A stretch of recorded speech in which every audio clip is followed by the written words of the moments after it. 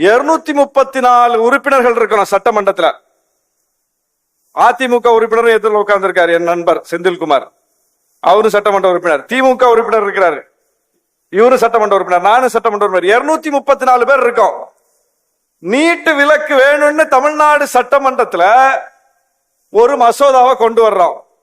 230 பேர் மசோதாவை ஆதரிக்கிறோம். அதிமுக ஆதரிக்கிறது, திமுக கொண்டு வருகிறது, விசிக ஆதரிக்கிறது, பாமக ஆதரிக்கிறது. 4 உறுப்பினர்கள் மட்டும் எழுந்து நின்று உயிரே போனாலும் நீட்டு விலக்கு தரமாட்டோம்னு சொல்லிட்டு வெளிநடப்பு செய்றாங்க. யார் அது? பாஜக. ஏன் பாஜக மட்டும் எதிர்க்கிறோம்? பாஜக மட்டும்தான் தமிழ்நாட்டுக்கு எதிராக எல்லாவற்றையும் செய்கிறது. அப்ப பாஜக மட்டும்தான் எதிர்ப்போம். பாஜகவோடு யார் சேர்றாங்களோ அவங்களையும் எதிர்ப்போம். இல்லைன்னா அதிமுக நாங்க எதிர்க்க மாட்டோம். ஏன்னா